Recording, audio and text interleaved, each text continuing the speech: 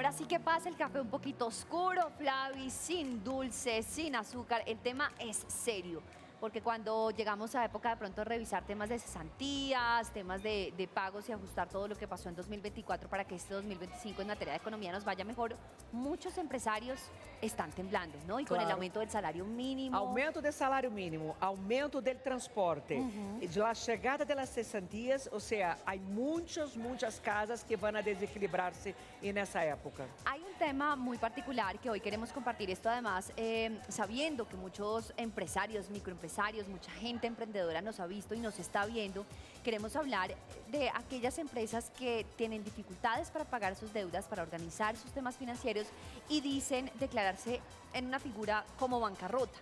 Ahora, esto pasa con estos empresarios y con los empleados. ¿Qué Claro, sucede? porque una vez que los empresarios hacen eso, no sé si es así, pero tengo entendido que ahí no necesitan afanarse para pagar esas deudas con los empleados y nem com os provedores. Exacto, porque imagínate esa figura les da como un tú respiro. inviertes Es um cierto. montão de plata para generar, não sei, um montão desses jeans. E aí não te pagam e tu te quedas tu com a deuda de lo que invertiste para la venta e quem te vai agora cobrir isso? ¿Cómo funciona esa figura de la bancarrota? ¿Existe en nuestro país esa figura? Pues tenemos a un abogado, el doctor Juan Carlos Urazán. Además, él es fundador y socio de Urazán y Abogados. Qué gusto. Flavia. Bienvenido, Paola. ¿cómo está? Excelente, Doctor, muchas gracias. bienvenido. Pancita madre. Gracias, delicioso. Delicioso. Muchas gracias. A la orden. Complacido de estar acá en este maravilloso programa. Muchas Doctor gracias. Juan Carlos Urazán, les decíamos, es abogado con magíster en Derecho Internacional de su empresa, además es socio fundador de Urazán y Abogados, con esta figura que a algunos nos parece miedosa, otros dicen, es la manera de sobrevivir, la bancarrota. ¿Aquí existe esa figura? O sea, ¿aquí los empresarios se pueden declarar en bancarrota para mejorar sus temas financieros? Efectivamente, Paola, tengo el gusto de presidir una firma muy reconocida a nivel nacional que se ha dedicado ya desde hace cerca de 20 años a asesorar empresas que presenten dificultades económicas. Una compañía que no pueda pagar oportunamente sus salarios, que no pueda atender el pago de sus impuestos, de sus obligaciones financieras, tiene, digamos, la posibilidad de acceder a una de esta clase de procesos de insolvencia, particularmente en la sede de reorganización, que lo que pretende fundamentalmente es evitar que las compañías se liquiden, porque al liquidarse una empresa se pierde empleo, se pierde la capacidad de generación de recursos. Pero ahí tengo una pregunta, la empresa ya está quebrada, ya pide bancarrota, ¿quién paga a esos, o sea, a ustedes al fin del día para poder reorganizar todo? Es cierto. Así es, así es. Digamos que estas figuras de insolvencia o de protección empresarial se orientan básicamente no para defraudar a los acreedores, no, todo lo contrario, pretenden es que la compañía tenga un espacio de tiempo para oxigenarse, mejorar su caja y con el tiempo poder pagar las obligaciones de una manera ordenada y con unos plazos muy favorables. Pero insisto, ¿cómo van a pagar si no tienen plata? No, digamos que es un requisito fundamental para que una empresa pueda ingresar a reorganización empresarial que sea viable. La viabilidad quiere decir que tiene una capacidad de generar flujos de dinero que le permitan seguir operando. Bueno, Eso es fundamental entender. Doctor Urazán, esto básicamente es como ampliar los plazos mejor, de pago de esas deudas. O sea, la reorganización implica algunos despidos, sí, algunos recortes seguramente también, pero con estas deudas que están aquí encima es como tratar de aplacar un poco y en el tiempo de diferenciarlas, digamos. Mira, Paola, qué importante esa pregunta, porque la finalidad de una reorganización empresarial en parte comprende que el pasivo, lo que debe, se pueda pagar con unos plazos y en unas condiciones favorables. Pero el centro, lo esencial de un proceso de estos es que la compañía se pueda reorganizar desde la parte comercial, la parte administrativa, la parte operativa, la parte financiera, porque eso es lo que le garantiza en el futuro poder seguir operando, superar una situación temporal de crisis y, por supuesto, seguir generando empleo y demás. Escuchando eso, ¿por qué las empresas entonces no arrancan ya con la asesoría de una empresa que organice financieramente? Yo creo para que ahí... evitar entrar en bancarrota. Perfecto, porque de una u otra manera en Colombia aún hay un estigma a cargo de esas empresas que entran en insolvencia, porque lo que se pretende o lo que se cree es que estas compañías van a defraudar a sus acreedores. Claro, y Eso es quiero ir importante. a eso, doctor, porque nosotras inocentemente decimos, ay, para que las empresas subsistan y los empleados también, pero hay un punto de ilegalidad, entre comillas, de algunos empresarios que usan este recurso para, no sé, tratar de hacer recortes que no deberían hacer,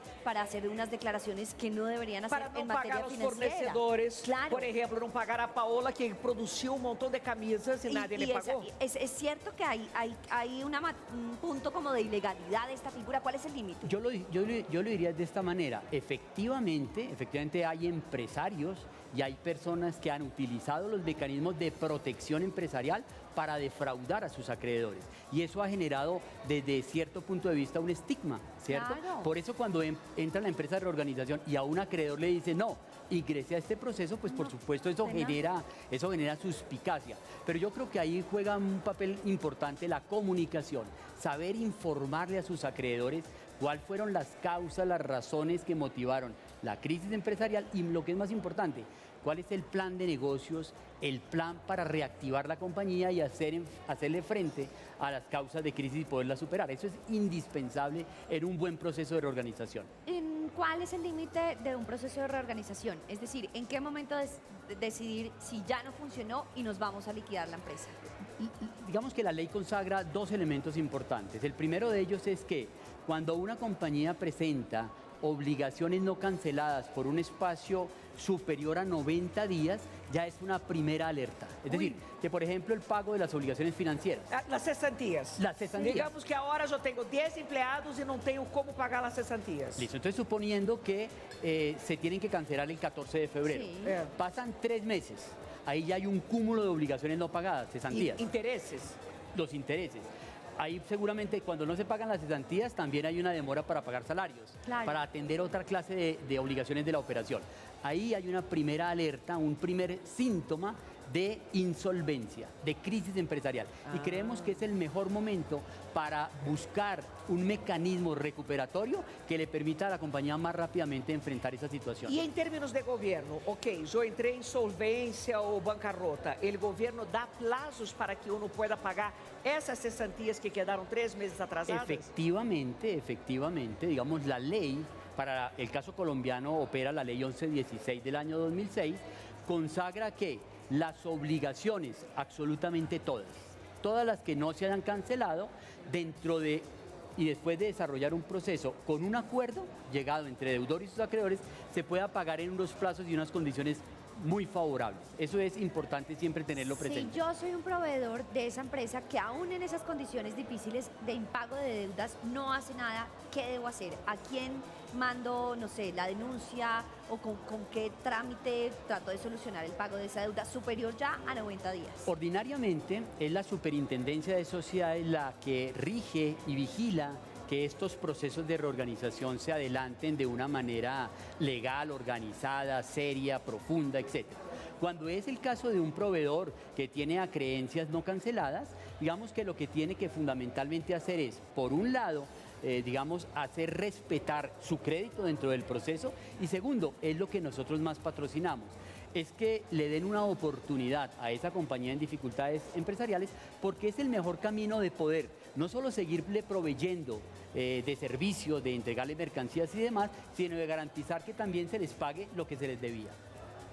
Es decir, que esta figura sí les permite hacer recortes. No estamos hablando de terminar con su planta de empleados, pero sí hacer recortes. Evidentemente, una de las medidas que uno adopta, para superar la crisis, puede provenir de una situación como la siguiente. Resulta que la carga laboral es excesiva en una compañía. Claro, y con el aumento del salario mínimo, pues tengo todo. Impacta Ajá. negativamente en ciertos sectores económicos empresariales. Entonces, una medida estratégica para poder hacerle frente a esa situación es eventualmente un recorte o una distribución de funciones de los trabajadores. Hay muchos elementos para poder reorganizar adecuadamente una compañía. ¿Puedo yo, como empleado, demandar una empresa que pide bancarrota? o por el hecho que está en insolvencia, bancarrota, está blindada de eventuales demandas laborales? Esta es una gran pregunta. Digamos que desde luego que el empleado puede demandar a una compañía que no le ha cancelado. Sin embargo, no se puede perder de vista que la ley de reorganización empresarial es un salvavidas. Es un mecanismo de protección que de una u otra manera lo que hace es blindar a esa compañía para que a ese trabajador que la ha demandado le pueda pagar, pero en las condiciones que se pacte con todos los acreedores y no solo con ese trabajador que demandó. Abogado, Quedó clarísimo. Sí. Mira, ¿usted es profesor de universidad, algo por el estilo? He tenido afortunadamente esa... Profesor, yo me sentí en clase hoy que Total. aprendí todo. abogado, quienes de pronto tienen mayor inquietud respecto a, como dice Flavi, iniciar con pie derecho un proyecto, una empresa, no esperar a tener que hacer una reorganización, ¿dónde lo pueden contactar? Digamos que nosotros, como decíamos al comienzo, somos una firma reconocida. Tenemos un grupo de profesionales al servicio de los empresarios en crisis. Hemos logrado suscribir por lo menos unos 200 acuerdos de reorganización que han representado más de 2 billones de pesos Y en esos protección programas, empresarial. lo primero que se paga, el servicio de los abogados, Total. por supuesto. Pero digamos que nosotros no vemos nuestro servicio y nuestro trabajo y no es la prioridad del tema de los honorarios. ¿La prioridad cuál es? Es salvaguardar la empresa, porque si nosotros la salvaguardamos a ella, Vamos a tener podemos más trabajo. generar trabajo para siempre. Claro, Entonces hay que mirarlo total. desde ese punto de vista. Pues, doctor Urazán, muchísimas gracias. Urazán y Abogados es esta firma que hoy nos acompaña con esta asesoría. El pancito, adelante. Muchas Puede gracias, comer, muchas sí, gracias. Pancito casero, tenemos que dar paso ahora a Marco. A Marco. Que seguramente iba a tener consulta gratis, pero hoy se perdió la Se consulta perdió la gratis. consulta, Marquitos, ¿dónde estás?